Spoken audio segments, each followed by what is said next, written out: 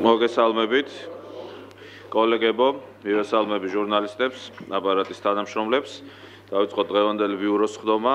დღეს მართალია ორშაბათია, მაგრამ არაგეგმიური ბიუროს ხდომა გვაქვს, ვინაიდან ჩვენ საგაზაფხულო სესია რამდენიმე დღის წინ დავასრულეთ და დავხურეთ, თუმცა დღეს ისევ მოგვიწია შეხვედრამ და მოგვიწევს ასევე მიმდინარე კვირაში უკვე რიგ გარეშე სესიის ფორმატით მუშაობაც. მიზეზი ყველა მიცით, მიზეზი უკავშირდება გადაადგილებებს და ახალი მთავრობის კაბინეტის ჩამოყალიბებას, ისევე როგორც ახალი სამთავრობო პროგრამის. სამთავრობო პროგრამა დღის მეორე ნახევარში შემოვა პარლამენტში, ამიტომ ალბათ ხვალ დილით დღის პირველ ნახევარში შეგვექნება ბიუროს ხდომა, სადაც ოფიციალურად დავარეგისტრირებთ სამთავრობო პროგრამას. მეგთხოვთ წინასწარ კომიტეტებს, ფრაქციებს, მსურველებს, ვისაც აქვთ სურვილი, რომ კონდეთ წარმოდგენილ კაბინეტთან შეხვედრა და იმსჯელონ წარმოდგენილ პროგრამაზე. გთხოვთ, რომ დღეს იურიდიული დეპარტამენტის დირექტორთან, მთავრობის საპარლამენტო მდივანთან ერთად გაიაროთ გრაფიკი შეხვედრების. მთავრობის თხოვნაა, რომ შეძლების დაგვარად მოკლე ვადაში მოხდეს უკვე საკითხის პლენარულ სხდომაზე გამოტანა, რომ შეძლების დაგვარად სწრაფად დაიწყოს უკვე მთავრობამ მუშაობა და ინიციატივების განხორციელება, ამიტომ როდესაც შემოვა, ხვალ დილის ბიუროზე გადავწყვიტავთ ვადებთან დაკავშირებით, როდის მოხდება პლენარულზე გადანა. თუმცა კომიტეტებს, ფრაქციებს ისევე მეორებ გთხოვთ, რომ დროულად მიმართოთ საპარლამენტო მდივანს, რომ არსებობდეს შეხვედრების გრაფიკი. მსურველებს, რა თქმა უნდა, ყველა არ არის ავალდებულო. დღევანდელ ბიუროს რაც შეეხება, დღევანდელი ბიუროს ძირითადი მიზეზია საბიუჯეტო ცვლილებების დარეგისტრირება, ტექნიკური ცვლილებაა, კოლეგებო, ვინაიდან ახალ მთავრობის კაბინეტში შეიქმნა ახალი სახელმწიფო მინისტრის თანამდებობა, ეს არის სახელმწიფო მინისტრი დასაქმების საკითხებში და ბუნებრივია, მას სჭირდება აპარატი, მას სჭირდება გარკვეული დაფინანსება, რომ კონდეს მუშაობის და ფუნქციონირების საშუალება და სწორედ ეს ტექნიკური ცვლილება არის სახელმწიფო ბიუჯეტში. სხვა არანაირ არც ეკონომიკურ პარამეტრებზე, არც მაკროეკონომიკურ მაჩვენებლებზე არაფერი შეცვლილი არ არის უბრალოდ დამატებული მინისტრის აპარატის ფუნქციონირების ხარჯი. ამიტომ შინაარსობრივად ძალიან მარტივი ცვლილებაა. ბუნებრივია, თუ რომელიმე დამატებით საფინანსო კომიტეტისა, თუ რომელიმე სხვა კომიტეტს ექნება მისი განხილვის სურვილი, ბუნებრივია, ამის საშუალება გექნებათ, თუმცა ისევე მეორებ, მხოლოდ და მხოლოდ ტექნიკური ცვლილებაა.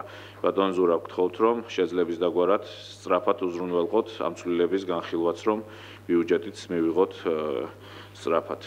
კი ბატონო, გთხოვთ.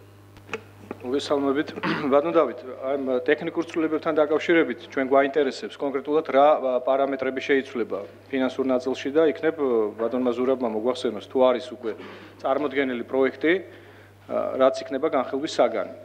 კი ბატონო, ბატონო დიმიტრი, პროექტი წარმოდგენილი არის პარლამენტში, შეგიძლიათ რომ გაეცნოთ, არანაირი ცვლილება პარამეტრებს არ შეეხება, უბრალოდ ტექნიკური ხასიათის ცვლილება არის, იქნება ახალი სამინისტრო სახელმწიფო მინისტრის აპარატი დასაქმების საკითხებში, ბუნებრივია საჭირო არის, ასე ვთქვათ, საშტატო განრიგი, რომელიც ბიუჯეტით მტკიცდება, არის ზირთა ტექნიკური ხასიათის. თქვენ შეგიძლიათ მოითხოვოთ შეხვედრა ფინანსთა მინისტრის პირველი მოადგილე პაპუნა პეტრიაშვილი არის დანიშნული წარმოდგენად ბიუჯეტის ცვლილებისას, შეგიძლიათ მაგალითად ხვალისთვისაც გავაკეთოთ შეხვედრა და გაიაროთ აღნიშნული საკითხი.